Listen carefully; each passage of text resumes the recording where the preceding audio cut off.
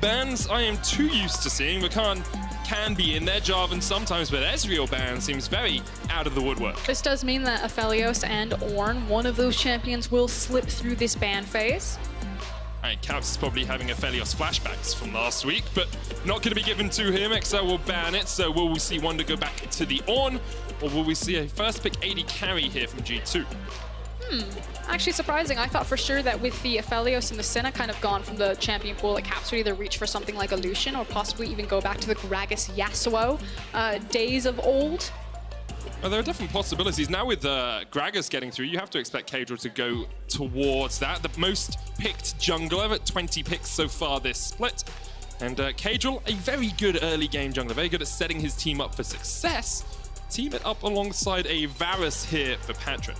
I think that this does put emphasis on maybe getting Torre his Braum, just because that's usually what they run with this Varus, and it's one of Torre's signature champions, is very fast and furious. The Ornn flex pick as well as the suspected Karthus jungle. Yeah, we have seen Karthus jungle in the past here in the LEC, and we had Ender give a great breakdown on just how powerful it is. Very quick at clearing, very good at leeching all of the XP you can get in the jungle and then having impact in teamfights because of that global ultimate. Okay, I like this set a lot better because it's still technically a flex pick. My concern about the Yasuo potential hover is that if this does go into an Ornn mid, is that Ornn can neutralize a lot of the assassination potential, because usually when you have Gragas Yasuo, as Febiven put it, you can't look away from your screen, because if you're distracted for a single second and the cask finds you, you can immediately be deleted. But because they don't know where that Ornn's going to go, it feels like it'd be too early for Expect to pull the trigger on possibly looking for the Mikyx Yasuo. Oh, we have Mickey and Mickey in this game. Yeah, we've got Mickey. Oh, no. Both of them are so fine. Just so that you know, there's the Yasuo ban from G2, perhaps thinking, of course, the set could go up towards the top lane, could be a support set. We've heard rumblings of it. We saw it in the LCK, but expectations has to be that Expect takes that up into the top lane. We'll see what XL decide to ban for their final ban here. They got rid of an AD mid laner, and they're going to team it up with another one, the Kiana, their final removal from the pool. It does mean that they are kind of pushing themselves into a double AP composition, because they're thinning the mid lane champion pool if Mickey doesn't want to play this set of finding in another AD mid. I see that, I see that. I think they're also pushing G2 towards double AP as well, because they've got the Karthus jungle. We'll see. There's the Braum ban that you said perhaps XL would lock in. And now they have their support, and we think they're mid laner, but of course, as you said, that flexibility of the set and the flexibility of the Ornn means there's still a lot up for grabs. Expect XL to pick support here. Ooh. And your ooze was short-lived. Nautilus is going to be the lock. Man, I'm writing in pen, and I started writing Nautilus, and then I went to Thresh, and now I have to go back to and I crossed it out. Come on, Torre. You can't write until they lock. That's the rule. I sometimes accidentally write the player's name instead of the champion every now and again, so it's like, oh, they picked Patrik in the bottom lane. To be fair, if you were going to pick two champions that you would trade Torre for, it would be Nautilus and Braum. Yes. I think they're kind of like his signature champs. So obviously reaching back for comfort there, as if that gets locked in, it's an Ornn mid. Is it an Ornn mid? Or is it an Ornn support? Okay, I don't think it's going to be Ornn support, although that is a possibility. Really? You don't think they would play Ornn support? I think they would. I just don't think it's the best use of Ornn in the current meta. You probably want to take him up towards the middle top lane, get as much experience on him as possible. And maybe it is. No, okay, I'm not going to talk about it. I'm not going to talk about it. Don't talk about hovers, Matic. Yeah, you said it. You haven't written anything down yet, Fosk, either. So it's going to be Leona as the final pick. That's a huge amount of CC. That wombo combo, bullet time, Requiem, Solar Flare, Call of the Forge God. Oof, that's devastating already from G2. I like to call it line damage. If XL ever find themselves in a choke point, the amount of damage that can just reach them at any point, like you said, if it's raining down from the sky, if it's flying through your team in a bullet time, or an Ornn horn. Oh, do it, do it, do it, do it, yes! Yes, yes, yes, yes! Countered. What do you pick into Ornn? Vayne. Vayne. I've heard this floating around scrims for a while now. We will see where it actually gets locked. We do suspect that it's going to be the Vayne following the Ornn around. Because the thing about Ornn mid is that he has a lot of really great matchups. He matches up really well into a lot of the mages that were being played, even the assassins, because again, he neutralizes that burst. He can itemize either the Sunfire or the Abyssal Mask to counter them out. But he has a lot of struggling bruiser matchups, and Vayne is one of those champions, not a bruiser, but when you throw her up into the top lane, she ignores your resistances and she just tries to shred you down. So eyes on Mikyx to make this Vayne count. He has been popping off. Remember his performance on LeBlanc versus Fnatic, made a highlight play there. We'll see if XL can do it, because a lot of the time we've said in the past, when you draft against G2, what do you have to be able to do? Surprise them. And I'm pretty sure this Vayne will have at least given them cause to think. G2 with very much a wombo combo, very much an everyone press R composition. XL looking for the outplays, looking to sidestep, to dodge around with that Vayne, harass G2 down, and then get the chase going. Yeah, that dreaded moment though when G2 do decide to pull the trigger and press R. It feels like there's always a timer when a Karthus is on the game, but we will see what Mikyx can do. That we will, that we will. What Caedrel can do in the early game as well. See if he can shut down Jankos and keep XL in this game in the early game. Because if they fall behind, you feel that this is G2's game to lose.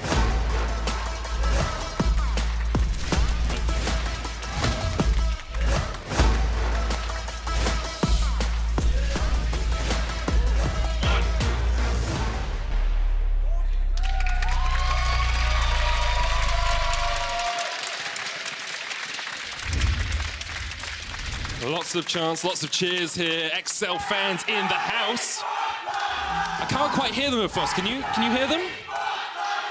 Very quiet. Okay. Well done. I applaud you, that was good. The one G2 fan in the audience just shouted by themselves. Okay, let's start with G2. This is gonna be hard. They're very loud. I think we wait.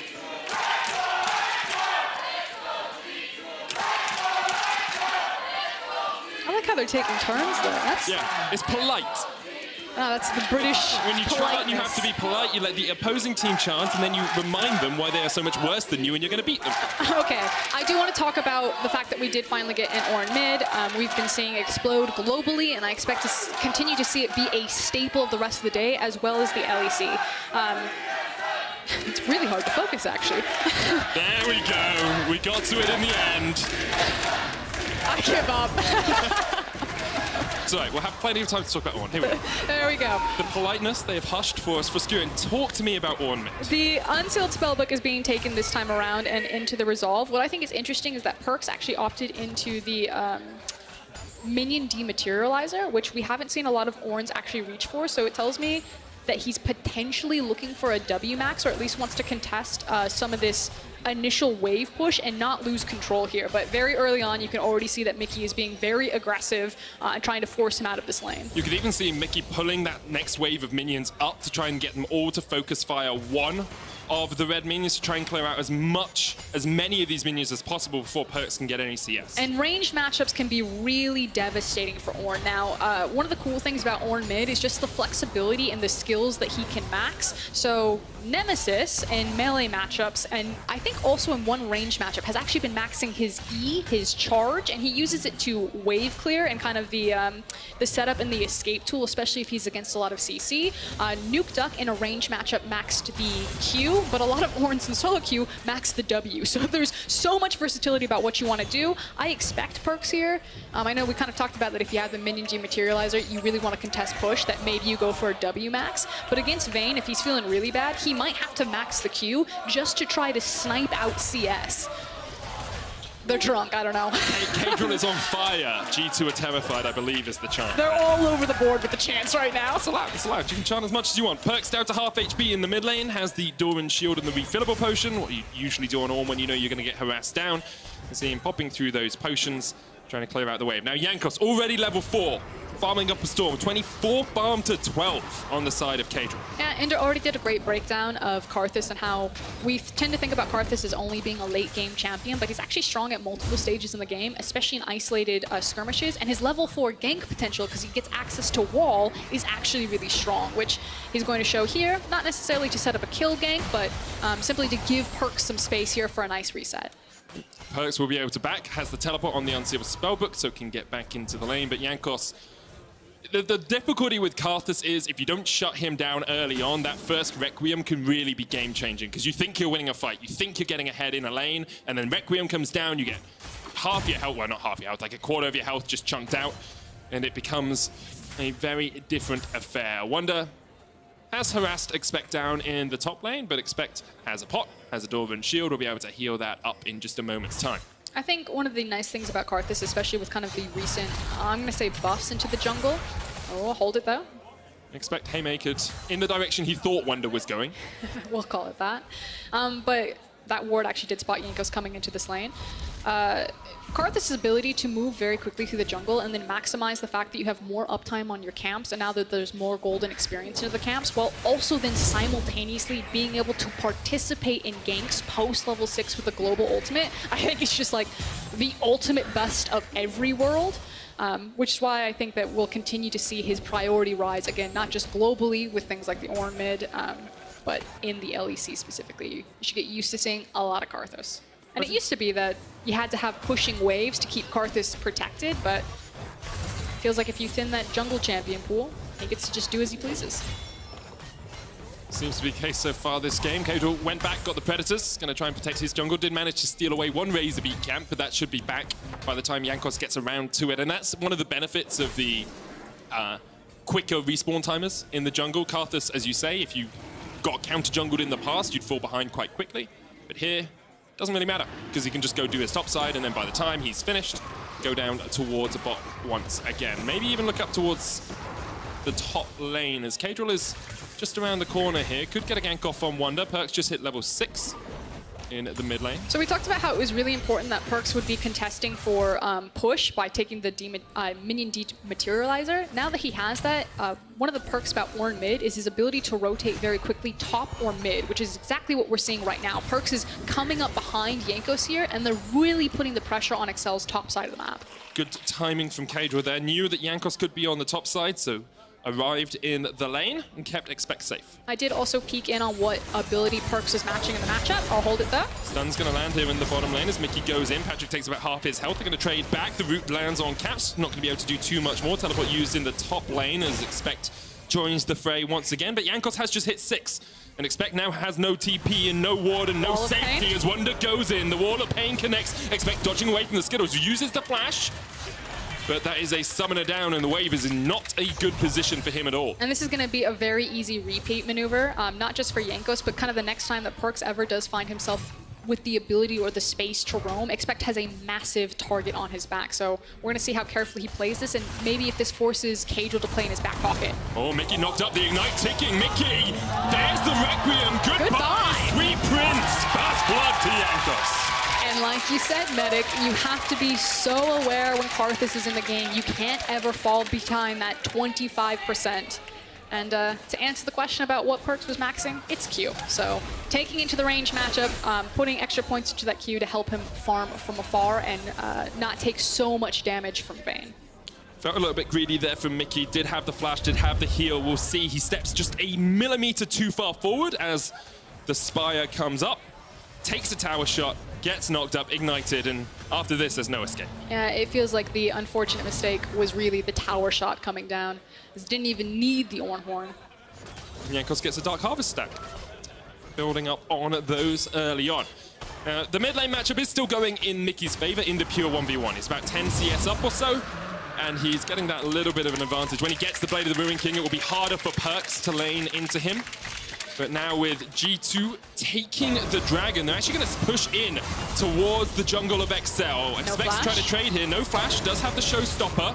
Mikyx takes a lot of damage. Showstopper could be the end of Mikyx, but Expect decides he doesn't want to go any further for it. There's a control ward in that bush, and 3 members of G2 will force Expect back. And Caps using his ultimate to make sure that Mikyx and Jankos got a very quick and easy out to approach this tower. Now, it is being traded for the Herald that Excel have the numbers advantage over, as well as the mid priority and mid lane, because as you said, Mikyx is still winning this mid lane matchup despite falling down to Karthus.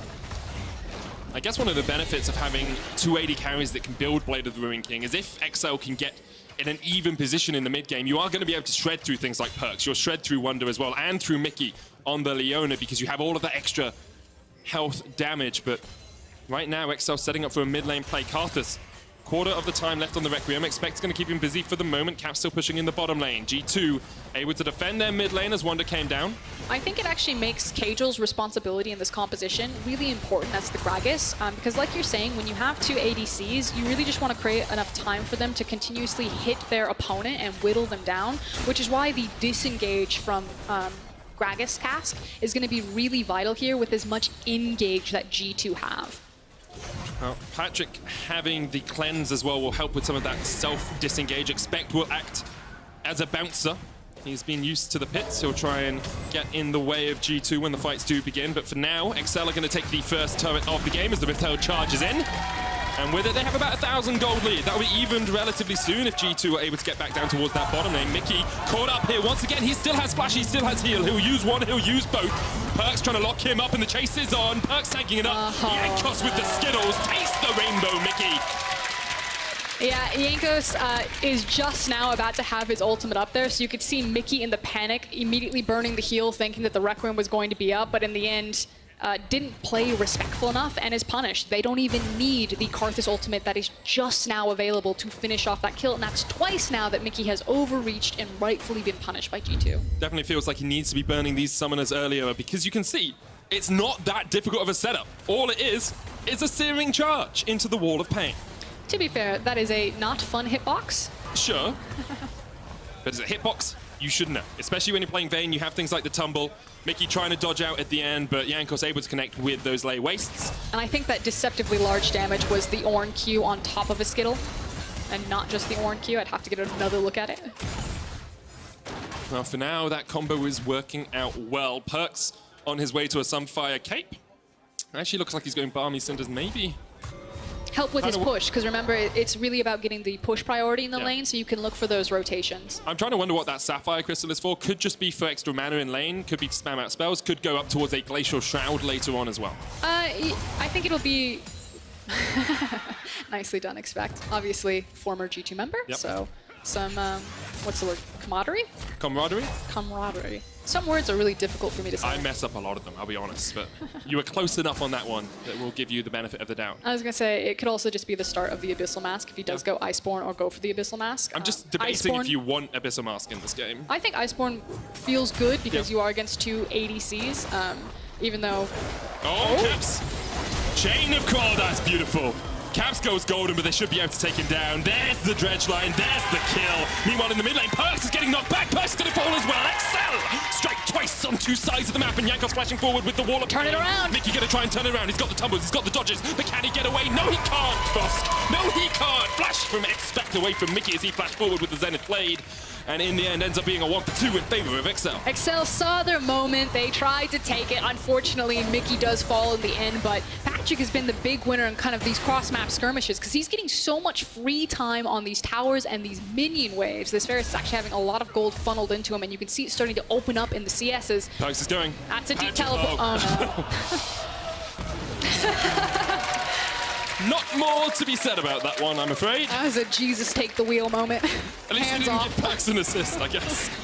Small mercies. Mikyx around the mid lane as Caps has come towards it. And as you say, Patrik has had some gold funneled into him. He's now finished the Blade of the Ruined King. Mikyx still sitting on parts.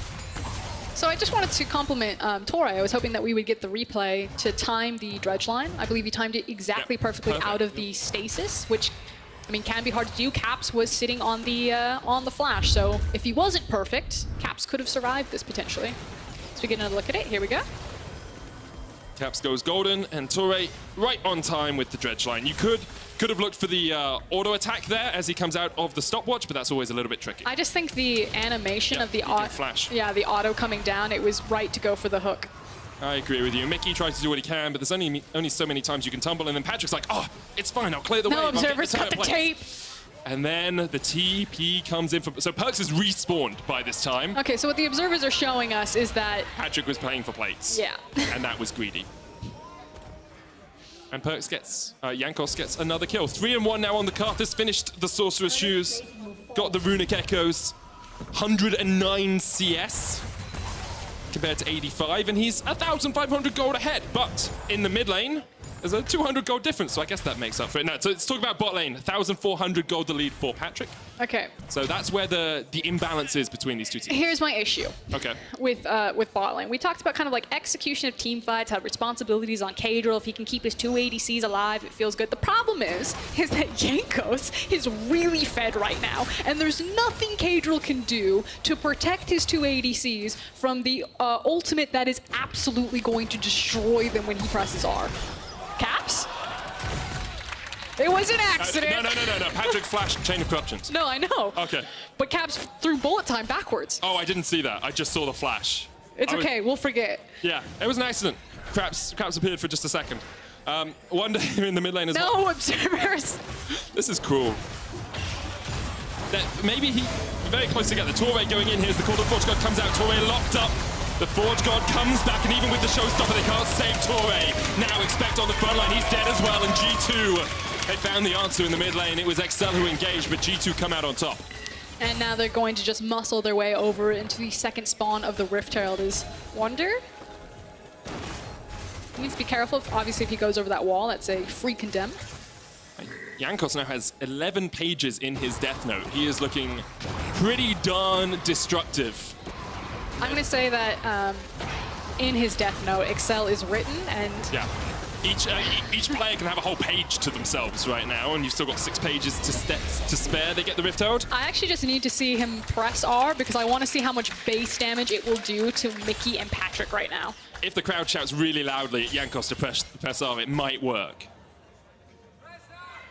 That wasn't really loud. Come on, guys. You tried. You tried. It was a valiant effort. He does also have noise-cancelling headphones on, which would probably obscure whatever they were saying. Just hear a rumbling through his earpieces. Okay, 15 minutes in, well, almost 16 now. Even in gold, but G2 have double dragons, Infernal and Cloud. You've got Jankos, who has a Rift Herald and 11 stacks on his Medjais. It feels like G2 are in control of the game. And fights are really scary for Excel. I think right now they're pretty dependent, like, it has to be an unfair fight, because if everyone 5v5 is stacked up, again, I think the Carthus just can win it at this point in the game, and I don't necessarily see that getting much better. But if you can use either expect on a side lane with set maybe, or maybe you find a pick that you can sweep someone out of position with Caedrel's cast, so no longer using it defensively to reset a fight, but offensively to find your moment, then maybe there's wiggle room right there for Excel, but we are kind of approaching critical mass for panic mode, in my opinion, for Excel. I think a fair fight is just really terrifying for them. Right, here we go. Mikyx jumping in. There's the solar flare, but Torre goes golden. Jankos on his way. Torre will flash, stretch line, gets himself out. Patrik with the Chain of Corruption lands. Call of the Forge God only connects on the tail end, and now Rift Herald is popped in the mid lane. Excel won't be able to defend this. This is at least going to get the first tower you have to feel, and we'll see if it gets any more. Caps will be there to help it shepherd it on its way. And Mikyx is down in the bottom lane. Expect is up in the top as Excel try and play a little bit of a 1-3-1. And it's because Excel recognized that not only did they lose the fight there because Torre took so much damage, but again, they can't fight a fair fight, so... Oh. That was unfortunate. Oh, Mikyx fighting against Wunder in the bottom lane. Wunder was the one to go in. There's the Requiem. Let's see how much it does. Mikyx, oh, so low already, but he's still trading. He's dodging. That was so fine, Mikyx. Okay, hold on. Set is reaching around right now. He's looking for the deep flank. They don't have cast, so I think this puts a damper on it. This is just about pressuring G2 so Mikyx gets a bit more time. Without the cask, it would mean that Expect is entirely reliant on the flash and the ultimate, but that is exactly what Excel fans needed. They needed a miracle play from their mid laner, Mikyx, right there, to not only survive the Carthus ultimate, but then to take down the fight. And you should start to see this from Excel for probably the next 10 minutes, that they're going to be splitting up the map. It's going to be playing a hit-and-run League of Legends of sitting in either a 1-4 or a 1-3-1 position. With Ocean Dragon spawning in 5 seconds, you can see Jankos is already well on his way there. Carthus can solo it at this point in the game. Pretty easy for him to do. It's going down towards bottom lane to start it off to help Perkz get that minion wave up. XL will try and get some river control if they can, but they're going to go the long way around. This tower will fall. It will be 3 for 2 in favor of G2, and now we'll see with the cask almost back up, with Chain of Corruption almost back up. Will XL keep fighting around it? Solar Flare doesn't connect, but the Zenith Blade does. Flash away from Caedrel, but the chase is on. Caedrel goes golden. This fight is going to restart here. Dead charge coming out. Expect in with the face breaker, but it's all on Patrik. It's all on Mikyx. Mikyx's already on the back line. G2, Mikyx still alive. Expect's going to take him out with a showstopper. Torre chased off. Wunder on Patrik, but the dredge line connects, and now it's all on Patrik trying to do what he can, but he doesn't have flash. He doesn't have cleanse, and he doesn't have a hope in hell to get out of this one. He tried to take down Wunder, but the double comes in. G2 rip XL to pieces in the jungle. And they did it without the Karthus ultimate. Oh, Mikyx. Oh, Perkz, he flashes. Jankos is there. Perkz is going to die. Mikyx, can you trade? No, you can't. And that's now 19 stacks in the Death Note. So what I was saying is that Jankos' ultimate hasn't come off of cooldown right now. So you had we're going to say, a window where Excel are like, the Requiem's probably not up. Let's stick our heads into this Drake fight, see if we can maybe fight a pick, because this is kind of the one window where if we do group up and 5-5, we're not going to get absolutely blasted by Karthus ultimate. The issue is that they still lost the fight pretty handedly, with some consolation prizes picked up on the very end, like Set with his drive-by. And you feel like if there had been a few more summoners available for XL, maybe they would have been able to escape, and at the end here, Perkz face plants into a wall. Now, Expect is actually getting chased out by Wunder as we watch this. Mikyx dies, of course, and now Wunder and Expect are trading. Wunder still with the World Ender. No flash on Expect, no escape for him, really. Wunder on a killing spree, 5-1-1 on Aatrox. And that might be the nail in the coffin, because we talked about how Excel did the right thing, that they kind of found the one window where Requiem wasn't going to be available to try to look for a grouped up fight. But once that ultimate is up and available, they want to play out into those side lanes. Yeah, it's still dangerous because you are still competing with that global pressure, but now that Wunder is pretty handedly winning in that side lane, means that they lose that extra win condition, or option, I guess is probably the more appropriate word. Yeah, it becomes very difficult for them. G2 clear out mid, now they come up towards the bottom lane. And we'll take this. It's a 3,000 gold lead. It's going to be about 4,000 when Wunder takes this turret alongside Caps. And it just, look, getting harder and harder. Well, yeah, 4,000. It's harder and harder for XL. They need those picks. They need those little 1v1s, those 2v2s if they can find them. But Jankos is just so strong. Wunder is so strong. And Caps has been quietly scaling up as well. Yes, he's only on an Essence Reaver building up towards an Infinity Edge, but he will still do a lot of damage if that bullet time connects. I think he's just kind of like the tower pusher. Yeah. It's like, come here, ADC. Push down the structure. Come here, ADC. Let's do the Baron. He's just a walking stat bot. Yeah. He was the guy, that was the lane we were looking at and saying, well, XL have the advantage. Patrik was 1,500 gold ahead. Now, there's 300 gold between them, but 1,700 in favor of Wunder in the top lane. 2,300 in favor of Jankos in the jungle. So much gold sitting on G2, so many stats. So it's really suffocating right now for XL. They want to try to play side lanes. It's hard to do with Karthus, so we're going to have to watch or keep our eye on the team to see how creative they get, again, about how they maybe want to try to get back into this game. I personally think at this point it's pretty cruise control for G2, but we have seen Mikyx try to flex some of his outplay, but I feel like at this point it has to be a pretty massive outplay by XL, because if the formula stays true, G2 can start to walk through. Well, let's have a look at what we've got in terms of summoners for the next fight. Flash and Cleanser up on Patrik. Torre looking for the connection here. Torre's caught out. Not where he wants to be. He flashes over the wall. Chain of Corruption is going to connect, but there's the bullet time. Gargoyle Stoneplay will keep Torre alive. Good disengage. Jankos is done. He's shut down. That's 10 stacks off. Supreme display of talent. Sorry, not a showstopper used. Dearie me, that was an entirely different champion. As XL trade 1-for-1, Jankos was able to get the Requiem in after he died. Yeah, really important that Torre managed to survive there, and the fact that they got the kill off of Jankos, and like you said, took away a lot of those stacks and a lot of that damage, so that is a bit of a sigh of relief for XL. He's still at 11 stacks though. It's better than 19. That is true, that is true. We see Torre just steps in, thinks he's safe because expecting Patrik around the corner, misses the dredge line on Jankos. I mean, the key thing here is the fact that they do get Jankos in the end, so at least it's something there. Expect just immediately turns around and follows up on the massive cast damage that Caedrel set up. Okay. Oh, by the hair on his chinny chin chin. It was very, very close. Expect does die at the end of it as he jumped in to try and disengage Mikyx, but a 1-for-1 trade is what XL would have been hoping for coming into that. They're 2,500 gold behind. Infinity Edge now complete on Caps. 2 Ginsu's Rage Blades, 1 on Mikyx, 1 on Patrik. Oh, hello. Caedrel realizes that Wunder was fishing, trying to see if he could find a connection, because there's only 50 seconds left on that dragon. Yeah, and it's the soul point, and that's the scary thing. Oh, it's going to be so hard to get through G2 if they have an Ocean Soul as well. Perkz, Wunder, Mikyx, all going to be unkillable, basically, and Jankos can just stand at the back. I mean, I'm going to say that I feel pretty actually, they're pulling Mikyx. I was going to say, I feel pretty confident that XL were just going to give it up because Mikyx was just hard pushing top lane, but they are starting to pull him, so... The final stand, if XL get wiped here, it's obviously probably going to go into the Baron. If they lose big here, it's going to be the Drake. So this is crisis mode. Torre backing, not going to be spotted out, I don't think. Ooh, do they know Wunder's there? Do they know? Do they know? He slipped in. I know they haven't had vision on him recently. There he goes. Oh, now he knows. That's an unpleasant surprise to find waiting in your jungle. And meanwhile, the Drake is being taken by 2 members, so it is going to be the Dragon Soul for G2. There we go. All that regen, all that extra health and mana in these fights. It's going to be very, very hard now for XL to do anything about this G2 lineup. Ghost used by Perkz. Switched over to the teleport, and the chase is on. Call of the Forge God coming out. Perkz! Oh, Wunder's being engaged off towards the side. Mikyx trying to shred through him before anything can really begin. Perkz coming in as well with the ignite. Puts down the singing blow, but a good flash from Mikyx. Wunder still on the chase. Caedrel comes in. Mikyx flashing forward with the solar flare. Caps is already on the killing spree as Torre dies, and here comes the Requiem. Oh, goodbye, XL. They lose 2 quickly. And now Expect and Caedrel are running for their lives. Caps is on the chase. Make it rain and take it all the way to the bank. Caps. You're delaying the inevitable here, Caedrel. Gets the stun. Expect now trying to chase Caps in. Expect has the doesn't have the showstopper, does have the face breaker, trying to trade in as the Haymaker comes out.